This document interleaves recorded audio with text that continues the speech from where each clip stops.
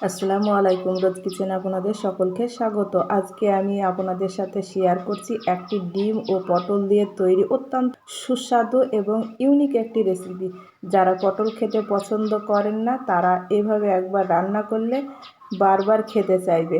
খুব কম সময়ে এবং সাধারণ উপকরণে এটি তৈরি করা যায়। আসুন তাহলে দেখে নিন আমি কিভাবে এই পটলগুলো রান্না করে নিই। আমি এখানটায় পটল নিয়েছি আর পটলগুলোকে ধুয়ে পরিষ্কার করে নিয়েছি। আমি এখানটায় 300 গ্রাম পটল নিয়েছি আর দেখেন এইভাবে কেটে নিয়েছি। আর নিয়েছি এখানটায় মিডিয়াম সাইজের 2টি আলুগুলোকে এইভাবে লম্বা করে পাতলা করে কেটে নিয়েছি। আর নিয়েছি একটি ডিম।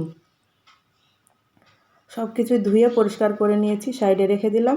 চুলাতে একটি কড়াই বসিয়ে দিয়েছি, পরিমাণ মতো সরিষার তেল দিয়ে দিলাম। প্রথমে আমি পটলগুলোকে ভেজে নিচ্ছি। তেলটা গরম হয়ে গেলে পটলগুলো দিয়ে দিচ্ছি। আর এখানটায় লবণ হলুদ কিছুই দিচ্ছি না। দেখেন এইভাবে পটলগুলোকে কিছুক্ষণ ভেজে নেব। আপনারা পটলের তরকারি তো অনেক ধরনের খেয়েছেন, কিন্তু এইভাবে একবার একটি ডিম দিয়ে পটলটি রান্না করে খেয়ে দেখুন, বাড়ির বড় সকলে খুবই পছন্দ করবে। দেখেন পটলগুলো ভাজা হয়ে গিয়েছে, তুলে নিলাম। ঠিক এইরকম করে পটলগুলো ভেজে নিতে হবে। আর ভাজা হয়ে গিয়েছে, তুলে নিলাম। দিয়ে ওই তেলেই দেখেন আলুগুলোও দিয়ে দিলাম। দিয়ে আলুগুলো একটু ভেজে নিচ্ছি।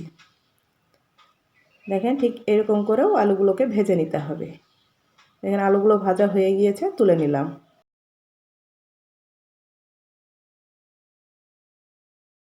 ওই তেলে আবারও ডিমটিকে ভেজে নিচ্ছি। দেখেন ডিমটি দিয়ে দিলাম, দিয়ে অল্প একটু হলুদ দিয়ে দিলাম। দিয়ে দেখেন এইভাবে উল্টিয়ে চাসনা দিয়ে দেখেন কুচি করে ভেঙে নিলাম।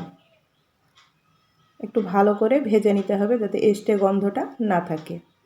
দেখেন ডিমটাও আমার ভাজা হয়ে গিয়েছে, তুলে নিলাম।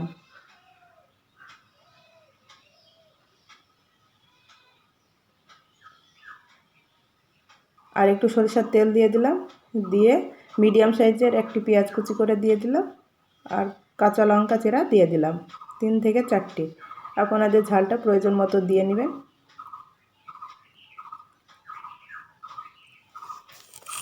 পেঁয়াজটাকে একটু ব্রাউন কালার করে ভেজে নিয়ে আদা রসুন বাটা দিয়ে দিলাম 1 টেবিল চামচ।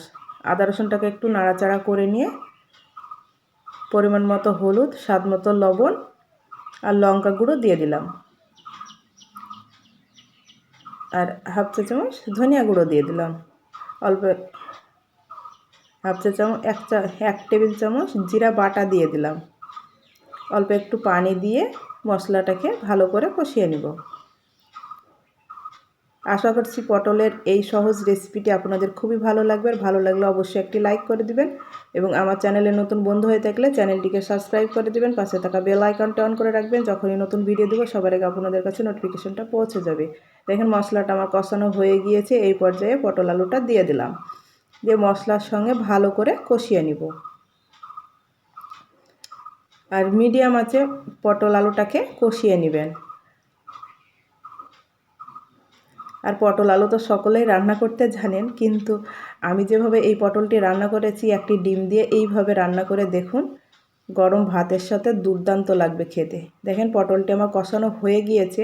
এই পর্যায়ে ঝোলটা দিয়ে দিলাম। ঝোলটা দিয়ে আমার ফুটতে শুরু করে দিয়েছে।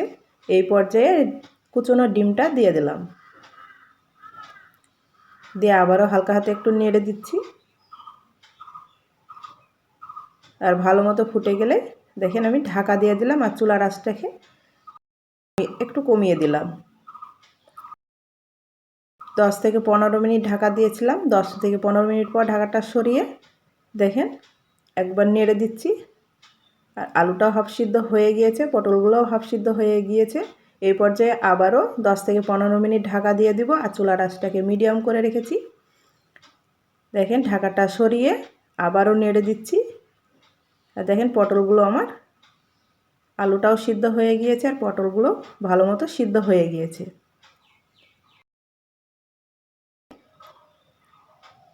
এইভাবে পুরো রান্নাটি আমি করে নিয়েছি। দিয়ে ভালো করে নাড়াচাড়া করে নিয়ে একটু গরম মশলা দিয়ে দেব।